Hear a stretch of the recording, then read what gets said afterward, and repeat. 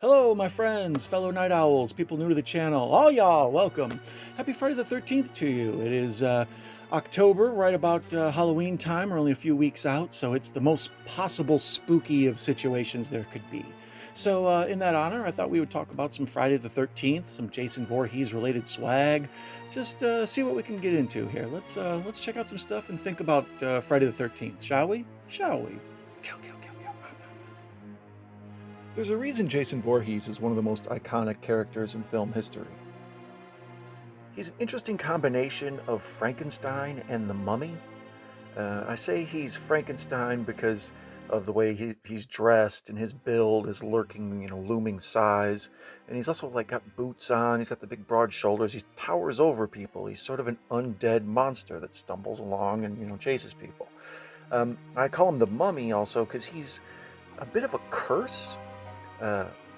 Jason Voorhees is essentially the boogeyman of the woods. Like when people sit around and tell campfire tales, Jason is who they're talking about. That's who's going to come for them. So within the Friday the 13th mythos, Jason is basically the embodiment of a curse.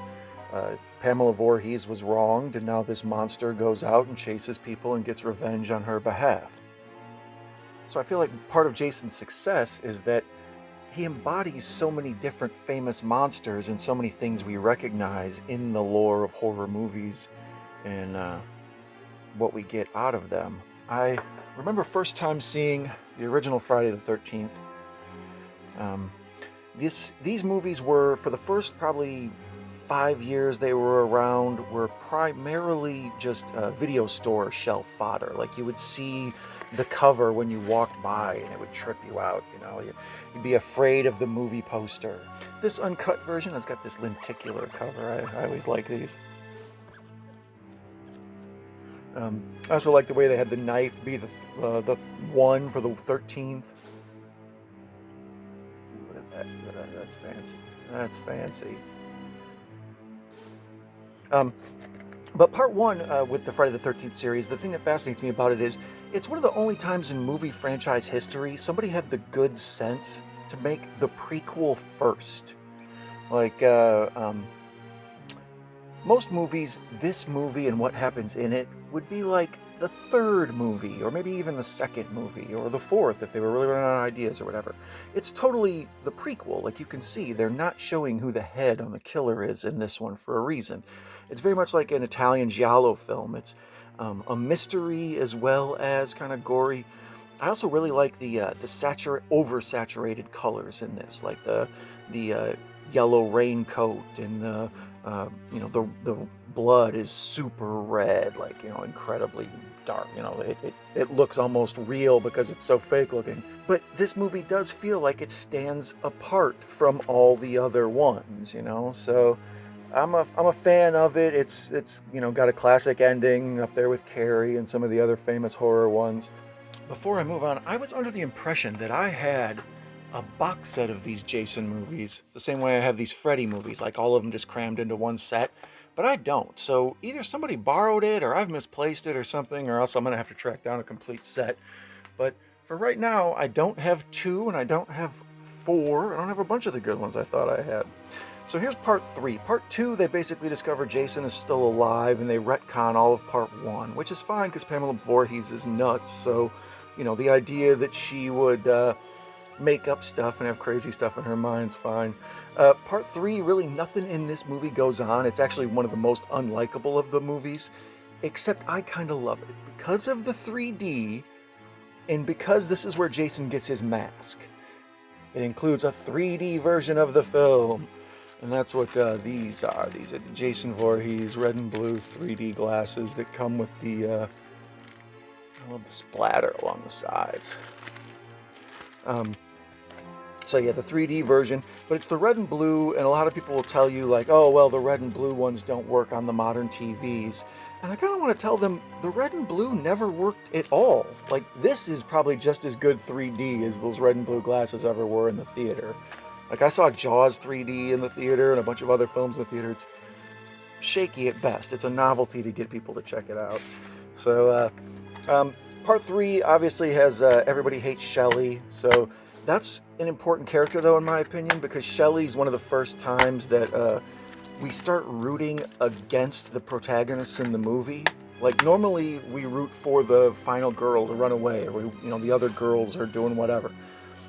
But with Shelley, the guy, the annoying dude in this, but like I was saying, with Shelley, the guy in this, he's so annoying. It's one of the first times that you actually root for the killer. Whoa, almost had a video fail. That would have been crazy. It's one of the few times you root for the killer to go get the guy. This is a big switch in movie history.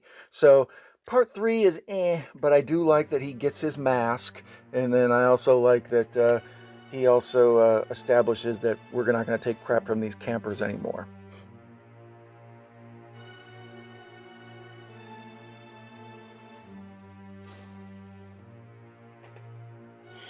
And speaking of the mask, this one right here is one of these cheapest ones you buy from a discount store. But they come, not looking like the Jason mask. They don't have the nose hole. They don't have any of the proper markings because they'll get sued. So it really looks to me, it's almost like a Hannibal Lecter mask, and then they just leave the top on. So you have to put your nose hole in to get the classic Jason off to the side. And then he has a burn on his nose in most of these ones. So I put a burn on mine. I scuffed it all up with sandpaper. I recommend checking out a video by my guy, Professor Macabro. He went through and did a whole bunch of these and made each mask from each movie out of these cheapo masks that you have to decorate yourself. But there are many masks like this in the world. This is mine. So, yeah, I'm part of the turn a cheap Halloween hockey mask into a Friday the 13th prop to put up and hang out in your house. So, yeah, check out that video from Professor Macabro right here. All right, thank you. And even though I'm missing a bunch of movies from the box set, for some reason I do have the special features for the box set. The killer extras, the Friday the 13th 8-part featurette, and the Crystal Lake Victims tell-all, and, the whole kit and caboodle with that. So, reverse-sided. So yeah, I don't know where the actual movies are. I'm sure I have them somewhere, but, I believe most of this stuff talks about... No, it's full screen format. I believe most of that is just the stuff prior to the later films. These are more of the stuff that takes place at the camp. The camp is the key. The idea, like I said, that he's the monster of the boogeyman of the woods. You're supposed to feel like you're a kid going away to summer camp or whatever, sleepaway camp, and that's part of the reason Sleepaway Camp was made, is that same feeling applies across many stories. He's out there in the woods, nobody protects you, no mom and dad, it's scary. So, of course, since I don't have the good ones, I do have all the bad ones. Well, I don't have Jason Takes Manhattan. This was one I previewed. I'm pretty sure I bought this cheapo at a store as they were going out of business. So, yeah, that's a used right there. But look at this. DVD features, filmmaker commentary, alternate series. Jump to a Death. Attaboy. Let's go with the original theatrical trailer, animated menus. So obviously the big thing everybody remembers about Jason Goes to Hell is that it's batshit insane, and that this one right here, this is basically Jason's evil demon that jumps from body to body. So multiple people are Jason in this, as you can see. There's the big, the weird Jason slug. Has the most incredible ending we've ever... Alright, I guess I'll have to wait in suspense. This has the unrated and R-rated versions, so a lot going on there. Alright, then moving on, we're going to go to Jason X. Jason X, I liked. It has such a ridiculous, campy feel to it, and it knows what it is. Like, it picks up the ball after Jason Goes to Hell. Like, it decides this series has gone full crazy at this point, so let's just swing into it. Let's have this badass robo future woman who defends us. She's like the savior Ripley character. The amazing scene in this is obviously where the dude's head gets frozen and busted open. But this is classic Kane Hodder Jason. You can even almost feel like this just feels like Kane Hodder looking at you. I dig the eyes, the reflection is cool. The X for the what's it called? The hilt. The little X on the hilt there. The Jason overall. Evil gets an upgrade. I thought Evil dies tonight. Now we're upgrading it.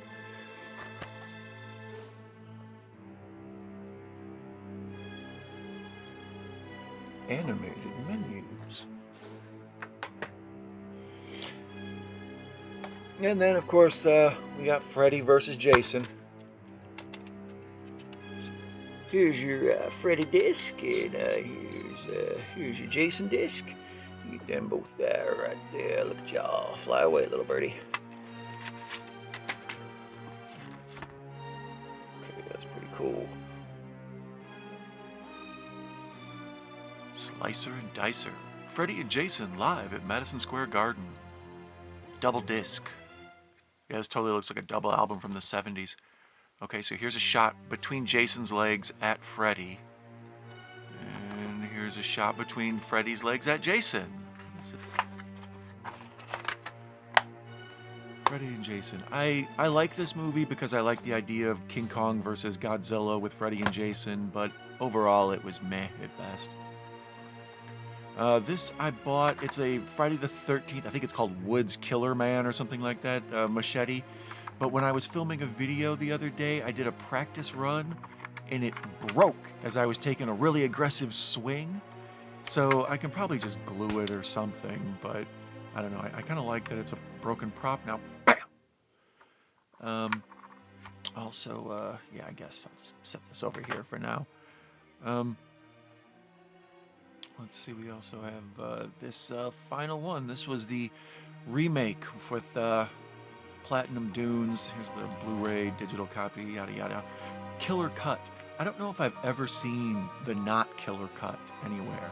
Like if you have a very living cut or a fine upstanding citizen cut, let me know. I liked this movie well enough because it was cool to see Jason get the big glossy Hollywood treatment. Like this felt more like the CW version of Jason. If you can see, there's a sticker here for Trick or Treat. I'd never heard of that movie at the time and had no interest of it, and it turns out that's like kind of the most interesting thing about this whole packaging. I love an outer sleeve here. This one's got a whole bunch of good texture to it. Like you can kind of run your fingers along it and feel the bumps on it. And then lastly, these shirts. This one with the white letters and the big red mask.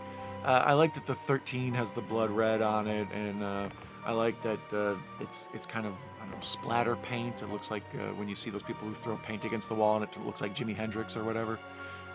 This one's good because it's got the good sleeves. You know, the key to a short sleeve shirt is that the sleeves need to be high enough. If the sleeves are down by the elbow, it sucks. So this Jason shirt gets a good shout out for good sleevage.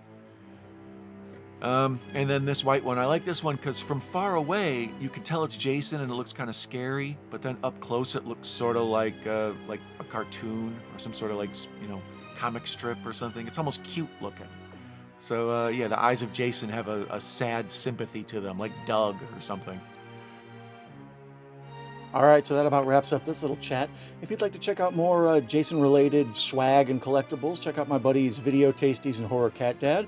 Otherwise, if you want to continue the Friday the 13th discussion with me, go ahead and check out this video where I pick out my 5 favorite in the franchise. How about that? And I throw in a 6th one for free. Damn. All right, so I appreciate you hanging out. You take care.